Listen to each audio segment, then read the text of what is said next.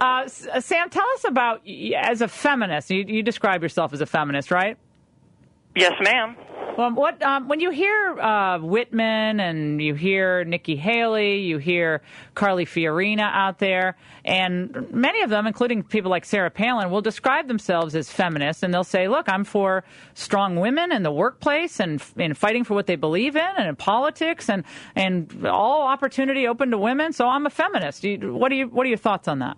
Well, it sounds a little bit like silly putty feminism to me. I mean, bottom line, Laura, feminism is about equality in every aspect of a woman's life between a man and a woman, and that's not what they stand for. Well, can you expand on that a little bit? Sure. It sounds like when you say it's for equality in all aspects, what you're really saying it's about abortion, right? No, I'm not saying it's about abortion at all, Laura. And by the way, let me just say, I'll defend to the death any woman, including Nikki Haley, Sarah Palin, and including Hillary Clinton and myself, when the media throws this crazy misogynistic stuff at women, which it has done wholesale to Nikki, did wholesale to Sarah and Hillary and myself. Because every time you attack a woman, Hillary, in that way, like Hillary, like Sarah, you're attacking all women. I mean, we got to make a situation, Laura, where sexism is repugnant.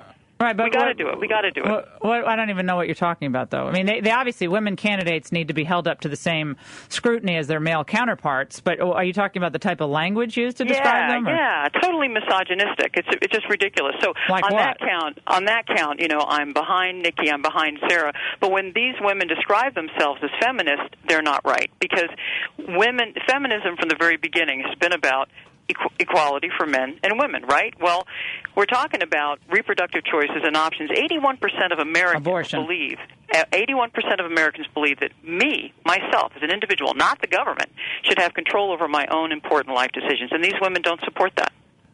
Well, so, I mean, I asked the question about abortion, and you kind of said, no, it's not about abortion, but then you dovetail back to abortion. So that really is the crux of it, right? I mean, if Meg Whitman or Carly Fiorina were out there leading with, I'm pro-choice, I'm for, reproductive choice and all of its manifestations, and yet we're kind of conservative on other issues, you probably wouldn't mind if they were calling themselves feminist, right?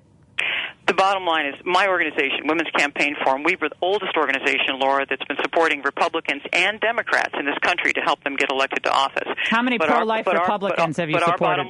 Our bottom line is, right, they got to believe, as 81% of Americans do, that we as women have control. 81% believe. Yeah, how about Gallup? 51% of Americans believe abortion should be restricted. How about that poll? Well, I'll tell you what, I'll put my poll against your poll any day. How about that, Laura?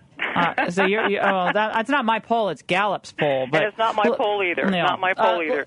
Well, and you know what? Sarah Palin calling herself a conservative feminist is like BP calling themselves a corporate environmentalist. You just don't get to pick up that word and use it the way you want. Well, who says? I mean, Christina Hoff Sommers wrote a brilliant book years ago called "Who Stole Feminism," where she grew up a liberal, and I'm sure she's not as conservative as I am on some social issues, but she's obviously a very prominent conservative thinker and writer.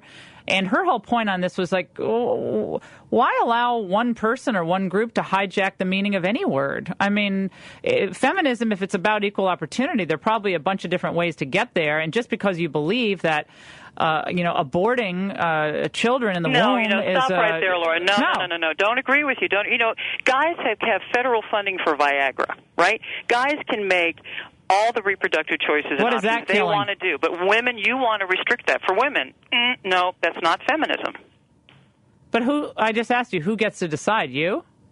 Yeah, well, I don't want the government to make those decisions. I want me to make them. I'm talking about what. You can decide. You want. Yeah, you can decide anything you want about obviously any issue. I'm talking about the word feminism because I think but feminism is intrinsically linked to a woman to be able, right, not the government, to abort. a woman to make the same decisions that right a man to can. Abort. Why won't you just say it? Feminism is about abortion. Life decisions. Well, what life decisions other than abortion? Oh, end of life. All kinds of decisions fall along that continuum. It's all in the same bucket. We as individuals need to make those decisions, not the government, Laura. You know what I want to? I try to figure this out, and I really, I'm not trying to get on you on this. I'm not trying to be tough for the sake of being tough. I'm very interested in this question. I've tried to grapple with it when I talk to guests who are pro-choice and Roe versus Wade is sacrosanct, etc.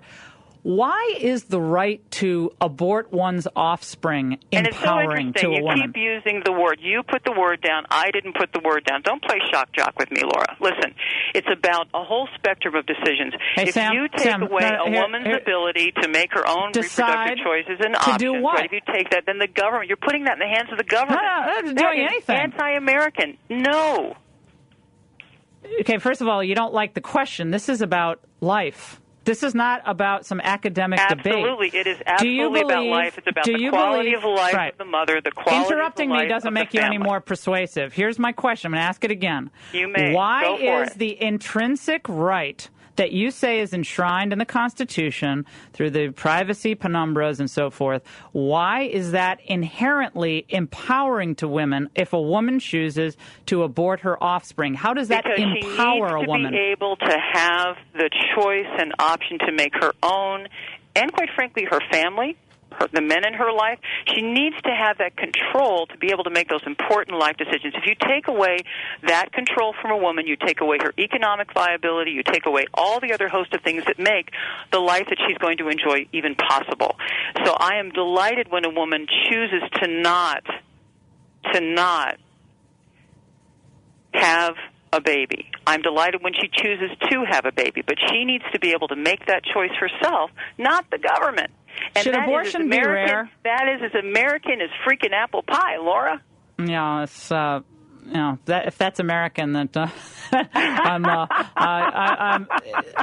Well, I have a question for you. Are you upset about the fact that if choices, again, is celebrating a choice, whether there's no morality, it's just a choice, whether you have a baby, you don't have a baby, it's just all a choice. We have to support choices. Would you then support informed choices? Absolutely. There's no question about that, and that's very, very critical in this conundrum. Okay, all right. So you must be upset then that Charlie Crist vetoed that law in Florida that would require ultrasounds before women get abortions then? Absolutely. So you're in favor of the ultrasounds? I am not in favor of the ultrasounds. And when you say informed, that's a whole spectrum there, Laura, a whole spectrum of... Okay, I'll just give you a hypothetical. A 16-year-old girl... In the schools, sex ed in the schools. Right. Okay, sex ed to schools. That's helped the generation to become more empowered. If you want to talk about informed, there's a whole spectrum of things along that continuum. But that being said, Laura, again, Sarah Palin, I respect her. She has moved up. She's a political celebrity. God bless the woman.